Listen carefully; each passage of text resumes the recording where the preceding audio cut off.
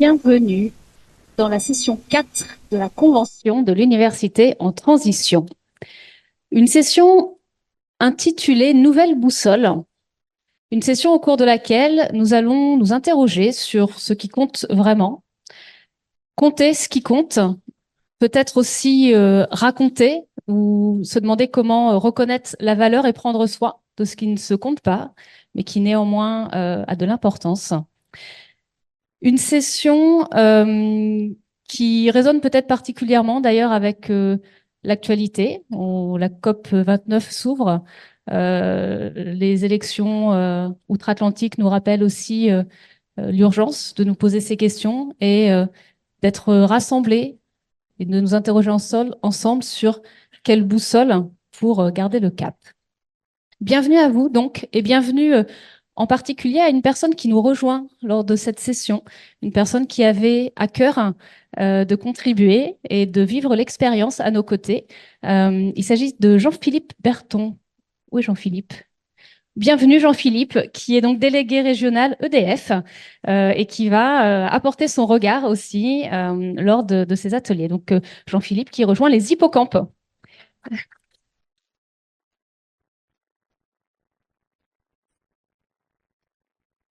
Que l'on vous propose avant de nous plonger vraiment dans cette session 4, c'est un retour rapide sur ce qui s'est passé il y a à peine un mois lors de la session précédente. Nous étions ici même, pas très loin, dans un autre bâtiment. Vous pouvez vous reconnecter un petit peu à ce que nous avons vécu à travers ces quelques images. Vous avez été 60 à répondre au questionnaire que l'on vous propose à l'issue de chacune des sessions. Donc merci à vous qui contribuez à nourrir, on va dire, l'équipe projet, les contributeurs de vos retours, conseils, qui nous permettent aussi d'adapter au fur et à mesure ce programme.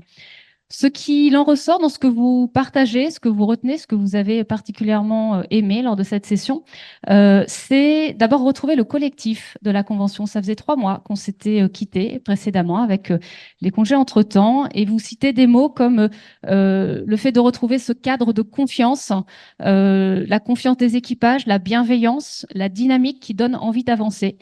C'est des termes que vous employez à plusieurs reprises, donc merci pour ça, merci de partager cette dynamique. Content aussi et impatient d'entrer dans le concret. Ça a été une session sur laquelle vous avez pu travailler sur des leviers. On avait échangé et réfléchi au cap commun et donc travailler sur des leviers concrets. Plus on avance et plus on va aller encore plus effectivement dans des propositions d'actions concrètes, et ce sera l'objet notamment dès cet après-midi. Le rythme que vous citez, qui reste dense, et il le sera encore sur cette session dense, néanmoins plus adapté avec une session d'1 jour et demi contre 2 jours les sessions précédentes. Les ateliers interéquipage sont plébiscités. C'était la première fois que vous vous retrouviez autour des 4 thématiques, à croiser les regards finalement entre équipages. Et cette séquence, elle fait partie de celles que vous citez dans les plus marquantes de la session. Juste derrière l'intervention d'Aymeric Fortin sur les compétences de la transition écologique, et puis juste avant la séquence sur la recherche en plénière. Ces fameuses conférences, vous les nommez aussi, c'est intéressant de voir un peu de la même manière que sur la session précédente, il n'y a pas vraiment de consensus qui se dégage. Les retours sont toujours contrastés et en fait, vous êtes davantage à vous dire très satisfait des conférences et vous êtes aussi davantage à vous dire moyennement satisfait. Et donc voilà, avec là aussi, selon les conférences, des avis et des avis partagés. Ce que vous nommez, c'est le fait que les conférences ont pu amener des débats et poser des sujets de controverse parfois, des sujets de débat. On aura l'occasion d'y revenir et vous aurez l'occasion aussi de continuer à les citer, ces sujets, lors de l'atelier de cet après-midi notamment. Et puis, souvenez-vous, on a plusieurs étudiants et étudiantes qui nous ont rejoints lors de la session précédente. Vous avez apprécié leurs paroles, leurs regards, vous aviez apprécié pouvoir échanger avec eux. Dans les retours que vous nous faites aussi, vous aimeriez davantage de temps. Et effectivement, le sujet de temps et le rapport au temps, de manière générale, est un sujet pas évident à adresser. On a fait en sorte, et vous le verrez sur le programme, de regagner du temps et de vous redonner du temps en atelier, notamment l'après-midi de demain. Et on est en train de constituer aussi cette prochaine session, la 5, pour vous redonner du temps en atelier, aller au bout des réflexions, des actions et des sujets sur lesquels vous avez besoin de débattre. Croiser les regards entre équipages, ce sera de nouveau le cas lors de aujourd'hui et demain, et puis la session 5, et puis des éclairages complémentaires. J'espère que les conférences qui vont venir notamment répondront à vos attentes. Vous avez aussi contribué largement aux différentes briques de la feuille de route. Bravo, merci pour ça. Il y a déjà énormément de matière. Vous allez pouvoir vous la réapproprier dès cet après-midi et affiner encore ou élargir les propositions. On y reviendra un petit peu plus tard en fin de session. Vous le savez, on parle de compter ce qui compte. Lors de nos sessions, on prend la peine aussi de calculer l'empreinte carbone des différentes sessions. Nous sommes en baisse par rapport à la session 2, avec une baisse de 8%, 1,5 tonnes d'émissions calculées sur cette session. Alors, c'était une session un peu plus courte, de fait, avec un peu moins de repas. Donc, mécaniquement, on va dire, il y a un effet de réduction. Néanmoins, sur les transports, on voit aussi une baisse. Alors, est-ce que les 60 qui ont répondu sont ceux qui prennent particulièrement les transports en commun ou la mobilité douce?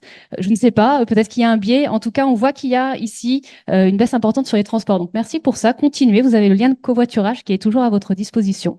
Et puis, on continue à essayer au maximum d'être le plus cohérent possible, notamment dans les choix des traiteurs, dans la vaisselle réutilisable, dans le végétarien. Et on continuera sur les sessions précédentes. Suivante, merci. Ce rapport au temps est décidément compliqué. Vous ressortez de la session 3, avant tout motivé, vous êtes près de 30% à citer cet adjectif, enthousiaste, 20%, optimiste, confiant, et aussi curieux, fatigué, frustré, interrogatif et impatient. Merci pour ce nuage de mots. En tout cas, je pense qu'il est représentatif aussi. Il illustre la dynamique à la fin de cette session et sur laquelle nous allons continuer à nous appuyer sur la suite du parcours. Impatient de plonger dans la suite, nous sommes ici à la session 4, nouvelle boussole. La session 5 arrive très vite, dans à peine un mois. Puis nous clôturerons cette convention le 31 janvier, tous ensemble. Les intentions de cette session, on a dit, nouvelle boussole, questionner ce qui compte vraiment, explorer des indicateurs pour compter ce qui compte, en particulier des indicateurs de suivi de l'activité ou des activités de l'université au regard des enjeux sociaux écologiques.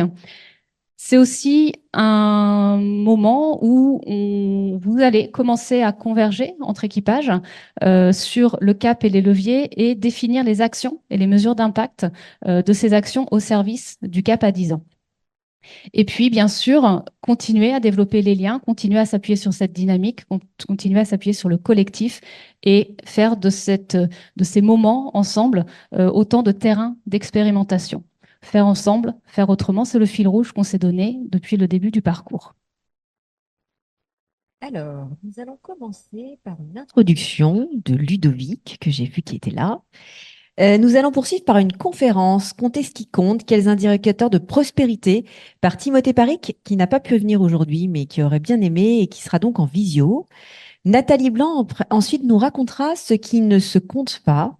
La suite, ce sera la méthodologie des feuilles de route. Donc, Céline Cronier va en faire une présentation pour que d'un point de vue pédagogique, vous puissiez bien voir où vous en êtes et où est-ce que vous allez aller. Et nos étudiants vont nous dire un mot sur la convention, ce qui est un point important. On voulait les entendre.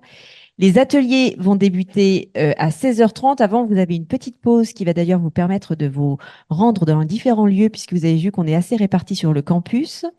Et puis, 16h30, 18h15, les ateliers inter-équipage, où là, on va travailler le partage et la convergence, cap et levier. Voilà ce qui nous attend pour aujourd'hui. Sans plus attendre, Ludovic Babin, notre vice-président, finance pilotage. Merci Émilie, bonjour à toutes et tous. Alors, on m'a demandé d'introduire cette session.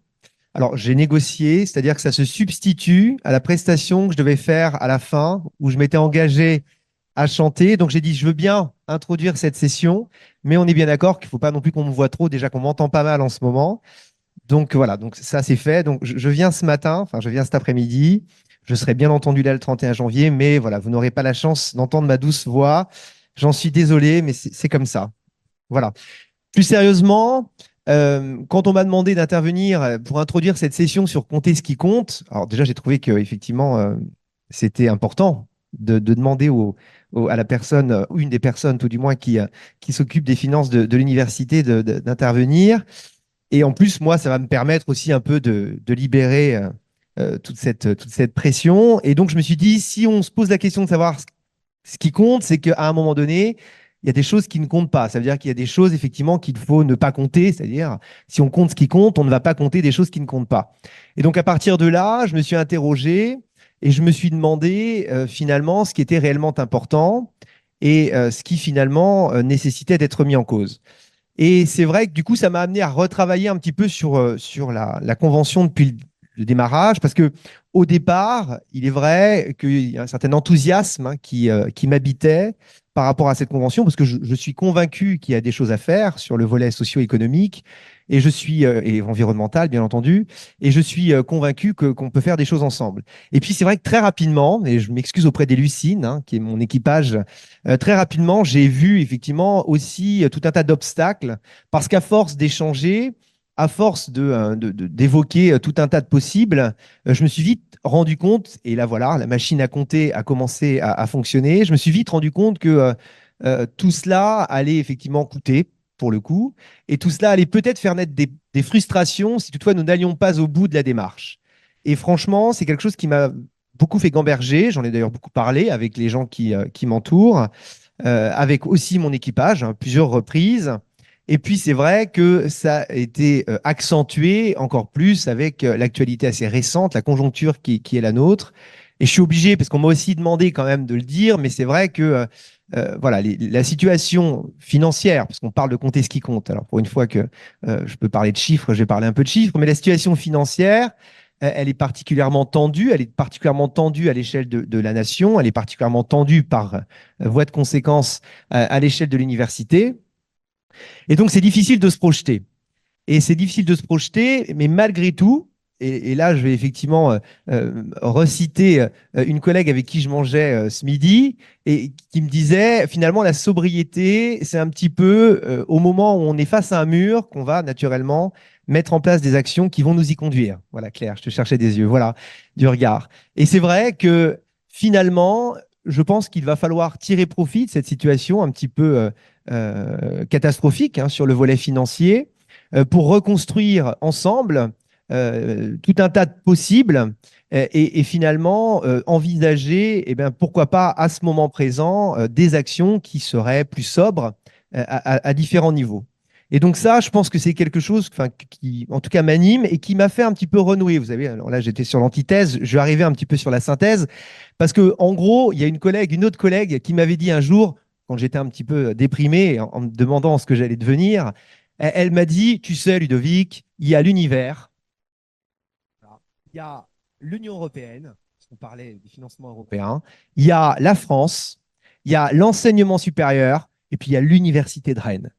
Et donc, finalement, je trouve que elle n'est pas là aujourd'hui, malheureusement, mais cette image, elle permet déjà de relativiser, et elle permet aussi de se dire que finalement, les actions, quel qu'en soit le niveau, et je pense qu'il faut naturellement qu'on commence par des petites actions.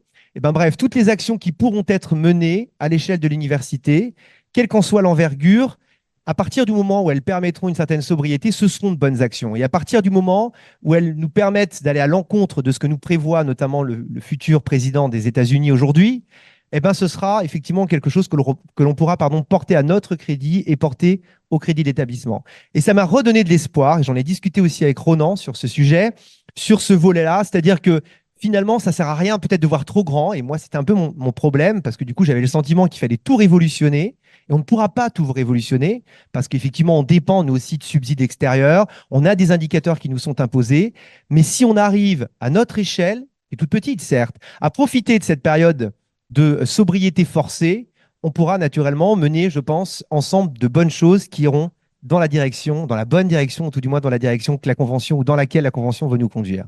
Voilà ce que je pouvais dire ce matin. À la fois un message d'humilité, je pense, mais en même temps un message d'espoir pour l'avenir. Voilà, merci.